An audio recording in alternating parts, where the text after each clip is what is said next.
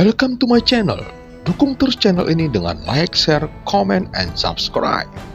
Melanjutkan cerita sebelumnya dari Battle Through the Heavens.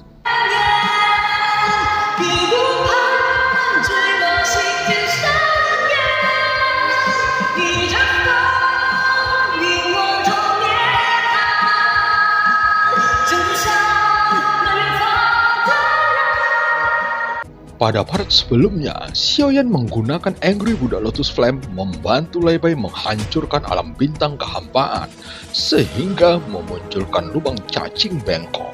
Xiaoyan dan yang lainnya melarikan diri dari pengejaran pasukan Istana Surgawi memasuki lubang cacing bengkok itu. Lubang cacing ini akan segera hancur dan kita tidak akan mencapai tujuan kita. Kalian semua akan mati, tapi aku tidak, kata tahanan roh. Wajah semua orang yang mendengar kata-kata itu menjadi tenggelam. Goyan hanya mendengus dan melihat Xiaoyan dengan tatapan aneh, seolah-olah itu mengisyaratkan agar Xiaoyan memohon kepadanya. Apakah ini benar? Lei Bai segera bertanya. Apakah ada cara untuk memecahkannya? Tanya Xiaoyan.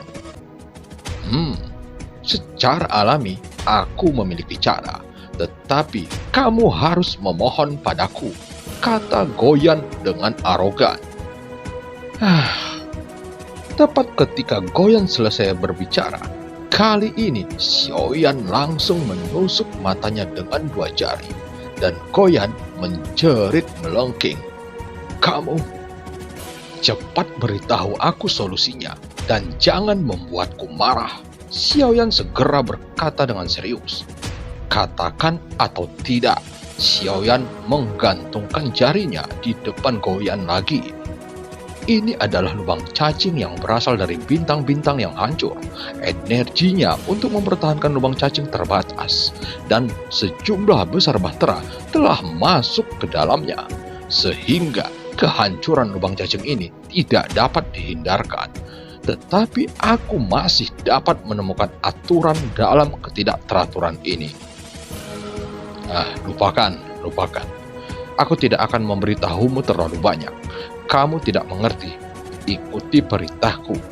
Tapi kalian hanya punya waktu maksimal 3 hari.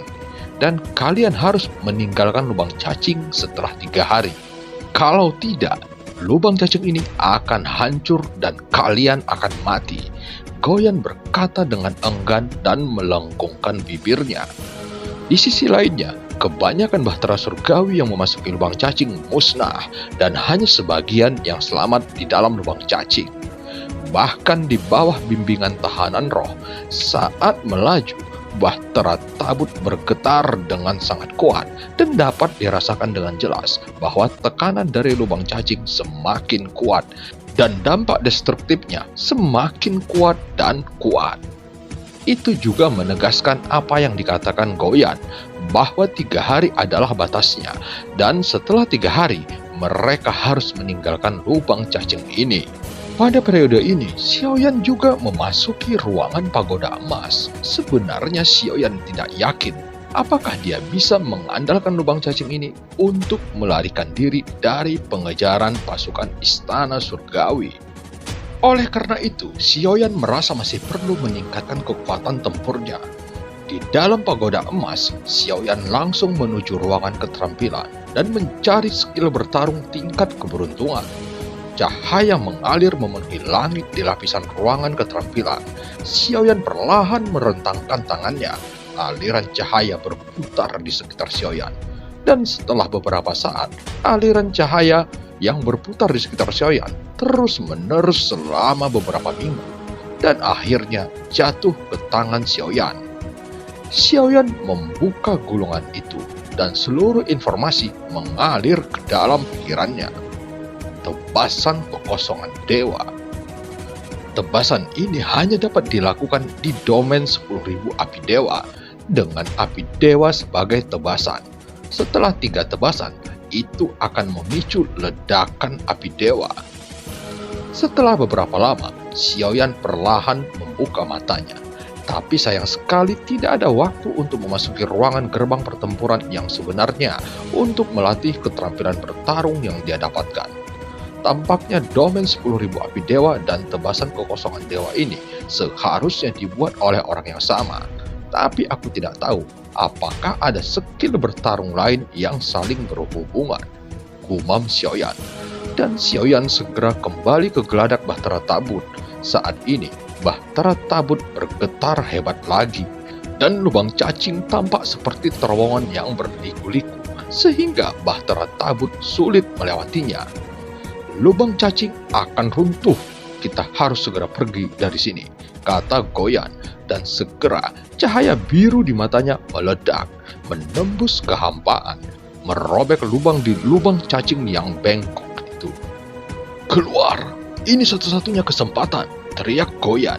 Ding Yue mengangguk, dia langsung mengarahkan Bahtera Tabut menuju lubang itu. Saat keluar dari lubang cacing, semua yang ada di sekitarnya segera melambat, dan Bahtera Tabut juga perlahan menjadi tenang. Dibandingkan dengan situasi di dalam lubang cacing, situasi saat ini sangat bertolak belakang. Semuanya tampak sangat tenang. Melihat lautan kosong ketiadaan di sekitarnya, sepertinya mereka telah lolos dari pengejaran pasukan Istana Surgawi. Tetapi Xiaoyan sedikit mengernyit saat ini. Dia tidak berpikir bahwa mereka benar-benar telah lepas dari pengejaran pasukan Istana Surgawi. Lagi pula, sepertinya Bahtera Surgawi yang mengejar mereka tidaklah sedikit. Xiaoyan tahu bahwa pasukan itu bukanlah kelompok yang sebenarnya yang dapat membahayakan mereka, dan yang dikhawatirkannya adalah sosok 10 Raja Roh legendaris Istana Surgawi. Jika semua 10 Raja Roh teratas memburunya, maka kesempatan untuk keluar dari alam kehampaan Nanling ini sangat kecil. Ding Yue segera memeriksa kompas bintang untuk menentukan lokasi mereka saat ini. Seberapa jauh dari alam dewa kuno? Xiaoyan bertanya pada Lei Bai. Dibutuhkan setidaknya 10 tahun untuk tiba. Lei Bai melihat ke kompas bintang dan berkata, 10 tahun? Bisakah kita bertahan 10 tahun? Xiaoyan tersenyum masam ketika mendengar kata-kata itu. Jika 10 Raja Roh teratas benar-benar ikut dalam perburuan ini, mungkin butuh waktu kurang dari setengah tahun untuk menemukan Xiaoyan dan yang lainnya. Saat ini, Bahtera Tabut terus melaju dengan kecepatan tercepatnya menuju alam dewa kuno. Namun setelah setengah bulan berlalu, pasukan Istana Surgawi menemukan mereka lagi, dan babak pengejaran baru pun dimulai kembali. Beberapa bulan kemudian, di bagian belakang Bahtera Tabut sekali lagi penuh dengan Bahtera Istana Surgawi. Sepertinya penghindaran sebelumnya tidak membuahkan hasil yang baik. Meskipun kita sudah memasuki lubang cacing bengkok, namun bajingan ini masih terus memburu kita, kata Xiaoyan. Aku khawatir ini akan sia-sia. Ini sudah menjadi lubang cacing bengkok ketiga yang kita lalui. Kegigihan Istana Surgawi juga membuat semua orang merasa tidak nyaman. Meskipun kita berputar-putar di tempat, setidaknya kita telah mencoba yang terbaik untuk menunda waktu, dan Ratu akan segera tiba, Lei Bai menjawab. Orang tua Raja Tianzang juga akan tiba. Mari kita tunggu sebentar lagi. Mata Xiao Yueli menunjukkan kesungguhan. Xiaoyan mengangguk. Sebenarnya jumlah Bahtera Surgawi memang sangat banyak di belakang Bahtera Tabut. Namun, kekuatan orang-orang itu tidaklah kuat. Raja Roh Istana Surgawi sepertinya tidak peduli dengan nyawa dari orang-orang yang ada di pasukannya, karena pasukannya itu sebenarnya adalah orang-orang dari dunia sensi, sehingga yang mengalami kerugian sebenarnya adalah dunia sensi itu sendiri. Beberapa bulan lagi berlalu, dan pengejaran telah berlangsung selama 1 tahun. Tetapi untuk peperangan pada level Dewa Pertarungan, 1 tahun itu hanyalah hitungan yang sangat cepat dan tidak ada artinya. Pada saat ini, Xiaoyan dan yang lainnya sudah berada di alam bintang kehampaan yang keempat. Dengan pengalaman sebelumnya, menghancurkan alam bintang kehampaan keempat ini tidak membutuhkan waktu lama. Cukup 1 hari untuk menghancurkannya dan merangsang munculnya lubang cacing bengkok. Pada saat berikutnya, Di belakang Bahtera Tabun muncul Bahtera Surgawi besar yang dari kejauhan terlihat sosok yang sangat familiar berdiri di atas geladaknya. Sosok ini tidak lain adalah Raja Hanmo yang merupakan salah satu Raja Roh dari 10 Raja Roh yang ada di Istana Surgawi. Pada saat pertarungan dengan gabungan hantu roh Pangpahai, sosok Raja Hanmo yang datang hanyalah tubuh jiwa. Tapi kali ini berbeda, itu adalah tubuh yang sebenarnya. Fluktuasi yang kuat keluar dari tubuh Raja Hanmo. Dia melihat ke arah Xiaoyan dan lainnya dengan tatapan merendahkan dan niat membunuh yang kuat dari matanya. Reinkarnasi yang mulia. Reinkarnasi Pluto. Itu benar-benar ayah dan anak perempuan. Aku tidak menyangka kalian hidup bersama. Dan sekarang kalian akan mati bersama. Suara Raja Hanmo terdengar perlahan. Xiaoyan dan yang lainnya semua tampak murung. Mereka tidak menyangka tubuh asli Raja Hanmo datang ke sini begitu cepat dan menemukan mereka. Xiao Yueli perlahan melepaskan segel perban di tubuhnya saat ini. Dan dia siap bertarung sampai mati. Pada saat ini, Xiaoyan memegang telapak tangan Xiao Yueli. Karena Raja Tianxiang hanya mengizinkan Xiao Yueli untuk melepaskan satu ikatan selama 100 tahun. Itu berarti pasti ada alasannya. Ada kekuatan yang sangat kuat yang tersegel di tubuh Xiao Yueli. Dan hari ini, Xiao Yueli mungkin tidak memiliki kekuatan mengendalikan kekuatan yang besar itu. Jika segel dibuka dengan gegabah, konsekuensinya akan menjadi bencana. Yueli, biarkan ayah yang maju, kata Xiaoyan. Pada saat yang sama, avatar iblis abadi muncul di samping Xiaoyan. Pada saat ini, Xiaoyan tidak memikirkan apakah dia bisa menyimpan avatar iblis abadi. Pada saat yang bersamaan, ribuan pasukan Istana Surgawi yang mengejar juga telah tiba dan mereka mengepung Xiaoyan dan kelompoknya. Pada saat ini, puluhan ribu sosok berlutut ke arah Raja Hanmo dan berteriak serempak. Kami menyambut Raja Hanmo Ling. Suara perkasa menyapu. Xiaoyan menyipitkan matanya sedikit. Dan terlihat betapa mengerikan dominasi Istana Surgawi di kekosongan Nanling ini. Raja Hanmo melangkah maju sedikit melintasi lautan ketiadaan. Melayang di atas Bahtera Tabun. Berdiri dengan tangan di belakang, menatap Xiaoyan. Sejauh yang aku tahu, Yang Mulia telah bereinkarnasi 8 kali, dan seharusnya menjadi yang ke-9. Jika tebakanku benar, itu harus menjadi yang terakhir. Jika kamu mati, tidak akan ada lagi reinkarnasi Yang Mulia, dan akan benar-benar menghilang dari dunia ini. Suara Raja Hanmo keluar perlahan. Kamu cukup pintar, tapi menurutku kamu tidak bisa membunuhku, dan kamu hanyalah Raja Roh. Xiaoyan berdiri tegak tanpa rasa takut sedikit pun. Maka sebaiknya kamu berlutut dan ikutlah denganku. Raja Hanmo tidak terburu-buru, dan paksaan yang kuat menyelimuti Xiaoyan dan yang lainnya. Tekanan tak terlihat menerobos perlindungan Bahtera Tabun dalam sekejap, dan tekanan ini mengalir ke semua orang. Tetapi pada saat ini, sesosok muncul di belakang Xiaoyan, dan avatar Yuan Shen muncul. Paksaan yang kuat dari avatar Dewa Asli segera menyelimuti kelompok Xiaoyan, melawan paksaan Raja Hanmo. Mata Raja Hanmo tiba-tiba tenggelam, karena dia merasakan aura sosok yang muncul di samping Xiaoyan. Abadi. Raja Hanmo mengangkat alisnya, tetapi sepertinya keabadian itu baru di langkah pertama. Mungkinkah ini modal kesombonganmu? Setelah Raja Hanmo terkejut, dia mencibir. Tidak perlu berjuang, tuanku. Kamu pasti akan mati. Hari ini aku bisa memberimu pilihan. Ikuti aku ke Istana Surgawi. Mereka, dan tentu saja termasuk Pluto. Aku bisa menyelamatkan hidup mereka, kata Raja Hanmo. Mata Xiaoyan tenggelam. Xiao Yueli segera melangkah maju, berubah menjadi rambut hitam dan mata hitam. Aura mendominasi terpancar dari tubuhnya.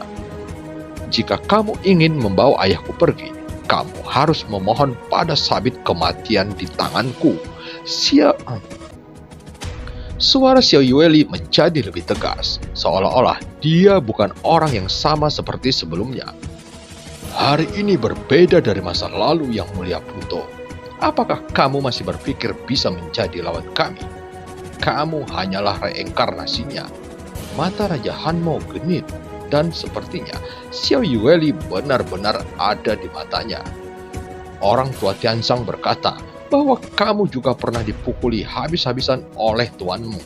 Bagaimana kamu bisa begitu kuat sekarang? Xiao Yueli mendengus dingin. Jika kamu ingin membawa ayahku pergi, aku khawatir pemikiran seperti itu hanyalah angan-anganmu saja. Tiba-tiba gelombang kejut yang kuat dan tak tertandingi meraung ke arah Xiao Yueli. Ketika Xiaoyan melihat ini, avatar Yuan Shen langsung terbang dan meninju sebelum dampaknya mencapai Bahtera Tabun. Di tinju avatar Yuan Shen, kekuatan yang tak terlukiskan juga dipicu. Kedua kekuatan itu bertabrakan di lautan ketiadaan. Tidak ada ledakan yang mengejutkan. Tampaknya sangat biasa, tetapi semua orang tahu bahwa serangan yang tampaknya biasa tadi memiliki kekuatan yang mengerikan. Ingat, bukankah ini dewa asli yang telah menghancurkan dunia tanpa batas? Sepertinya itu satu-satunya garis keturunan dari dewa asli yang selamat. Bergabunglah dengan istana surgawiku, dan aku akan memberikan semua yang kamu inginkan. Raja Hanmo berhenti menyerang, melihat avatar Yuan Shen milik Xiaoyan, dan terlihat dari tatapannya bahwa Raja Hanmo menginginkan avatar Yuan Shen itu. Ini adalah avatar Lao Zu. Kenapa kamu tidak memiliki penglihatan? Nada bicara Xiaoyan keluar dari mulut avatar Yuan Shen, dan dia mengutuk dengan keras. Bagaimana aku ingat? Yang ku tahu bahwa Yang Mulia tidak pernah memiliki avatar, kata Raja Hanmo, melihat avatar dewa asli dengan bingung. Itu tidak ada sebelumnya, tapi sekarang ada. Avatar Yuan Shen berkata perlahan. Dewa asli memang sangat kuat, tapi sayang, klon dari dewa asli yang kamu tangkap hanyalah langkah pertama dari keabadian Kaisar. Di mataku itu masih seekor semut. Raja Hanmo mencibir, lalu telapak tangannya keluar dari jubah lengan bajunya dan menggeliat, lalu mengguncang dengan keras. Telapak tangannya terkondensasi menjadi bayangan tinju transparan dengan ukuran 100 kaki. Jelas bahwa dia menggunakan gerakan ini sesuka hati, dan ejekan yang terlintas di wajahnya cukup untuk membuktikan bahwa meskipun Xiaoyan memiliki avatar dewa asli, dia tidak memiliki rasa takut sedikit pun. Xiaoyan mengatupkan giginya. Avatar Yuan Shen mengepalkan tinjunya, melepaskan kekuatan fisik terkuat, dan meninju. Lautan ketiadaan tidak memiliki terlalu banyak guncangan, dan pertempuran antara yang abadi tidak akan menyebabkan kerusakan apapun. Terdengar suara teredam. Itu bukan disebabkan oleh tabrakan, tetapi serangan Raja Hanmo secara langsung menghancurkan kekuatan kepalan klon dewa asli dan jatuh dengan keras pada klon dewa asli. Avatar Yuan Shen melesat ratusan kaki ke belakang. Seteguk darah keluar dan pakaiannya robek, meninggalkan bekas tinju di dadanya. Dalam pertempuran dengan Jin Taiwei, dia tidak pernah dikalahkan oleh satu gerakan pun. Ini cukup membuktikan bahwa Raja Hanmo tidak berbohong, dan avatar dewa asli masih berupa semut di hadapannya. Itu avatarmu, jadi aku akan memusnahkannya. Kupikir ini adalah kartu truf terkuatmu, tapi sayang sekali, celahnya jauh. Raja Hanmo mencibir dan menggelengkan kepalanya. Dia menembak ke arah avatar Yuan Shen. Sosok Xiaoyan terbang keluar. Jika avatar dewa asli dihancurkan, mereka juga tidak akan bisa melarikan diri. Xiaoyan menggertakkan gigi, dan avatar dewa asli serta avatar iblis abadi melarikan diri bersama. Seni membentuk kehidupan, teriak Xiaoyan dengan ringan. Dan sosok Xiaoyan, avatar iblis abadi dan avatar dewa asli, tumpang tindih berubah menjadi sosok satu orang. Menghadapi tamparan kuat Raja Hanmo lagi, 3 jenis inti api melonjak keluar dari tubuh Xiaoyan dan pada saat yang sama mengalir ke seluruh tubuhnya. Pada saat ini, Xiaoyan terintegrasi dengan avatar iblis abadi dan dewa asli, dicampur dengan kekuatan 3 jenis inti api dan hati guntur yang menghancurkan langit. 7 tapak dewa pembunuh, langkah ke-7, teriak Xiaoyan dengan marah. Kekuatan pukulan ini cukup untuk mencapai keterampilan bertarung tingkat keberuntungan. Ini adalah teknik pembentuk kehidupan Tuan Shizun. Melihat adegan ini, Raja Hanmo terkejut. Dengan suara teredam, 7 kekuatan di atas tinju berbaur bersama dan meledak, menghadapi serangan Raja Hanmo.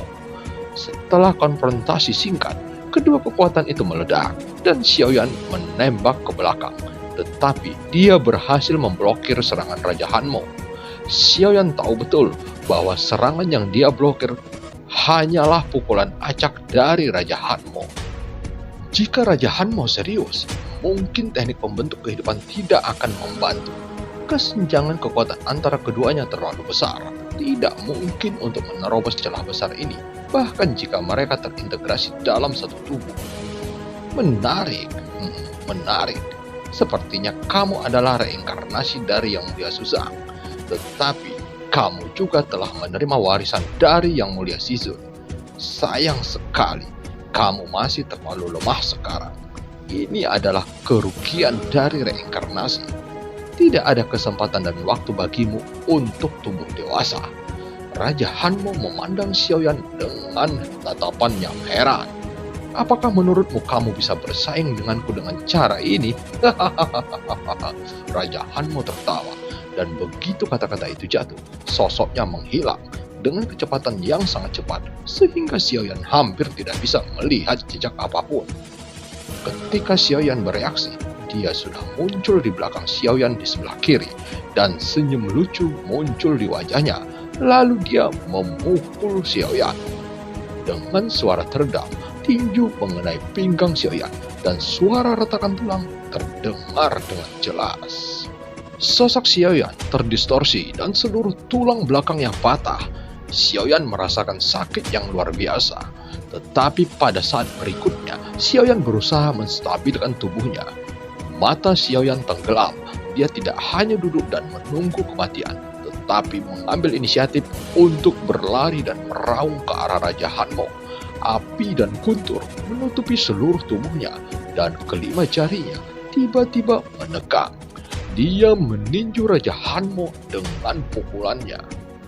Sosok Raja Hanmo menghilang seketika ketika tinju Xiaoyan berjarak kurang dari 2 jari. Pupil Xiaoyan tiba-tiba menyusut, dan pada saat berikutnya ada dampak yang menghancurkan dari pinggangnya lagi. Raja Hanmo berdiri mengangkat kakinya dan menginjak Xiaoyan dengan keras. Dan Raja Hanmo terus-menerus menghajar Xiaoyan sehingga Xiaoyan terus terlempar ke belakang dan pinggangnya hancur lagi. Namun, sosok Xiaoyan berbalik lagi dan dalam beberapa tarikan napas pulih seketika. Keduanya bertarung selama puluhan putaran. Tubuh Xiaoyan menembak lagi dan lagi sampai ke 40 kalinya. Namun, Xiaoyan tidak dapat menyentuh Raja Hanmo di setiap serangannya. Tetapi Xiaoyan tidak menyerah dan terus mencari celahnya. Di mata semua orang, pertarungan antara keduanya cepat dan terkadang lambat. Dan jika cepat, hanya 2 pukulan yang terlihat. Tetapi kenyataannya, mungkin saja kecepatan pukulannya terlalu cepat, dan hanya 1 pukulan bisa terlihat. Tubuh Xiaoyan ditutupi dengan tanda tinju, semua tulang rusuknya patah, dan seteguk besar darah keluar dari mulutnya, dan kelima jarinya sudah meneteskan darah. Tetapi dengan ketahanan yang kuat dari keabadian, Xiaoyan bisa pulih dengan cepat. Di sudut lain, Xiao Yueli mengepalkan tinjunya dengan erat, melihat keduanya bertarung di udara. Raja Roh Sialan, dia mempermainkan ayahku. Xiaoyan menyerang dengan panik dan ada lebih banyak tembakan, tetapi tidak pernah satu pukulan pun mendarat di tubuh Raja Hanmo. Semuanya diselesaikan dan dihindari olehnya, tetapi sebaliknya tidak ada serangan Raja Hanmo yang gagal dan semuanya mengenai tubuh Xiaoyan. Xiaoyan jelas tahu bahwa dia tidak terkalahkan. Gumam Leiji. Dia duduk bersila di satu sisi geladak, matanya yang indah sedikit tertutup dan auranya yang tertekan mulai melonjak. Terdengar suara terdam lainnya dan setengah dari kepala Xiaoyan hancur, tetapi daging dan darah yang hancur memadat lagi seperti benang yang putus. Tetapi jelas bahwa kecepatan pemulihan Xiaoyan melambat. Xiaoyan tidak menyerah dan senyum muncul di wajahnya saat ini. Darah muncul di jarinya. Namun itu bukan darahnya, melainkan darah dari Raja Hanmo. Dan ada 5 sidik jari yang dalam dan terlihat di wajah Raja Hanmo. Dan film pun berakhir. Sampai ketemu di part selanjutnya.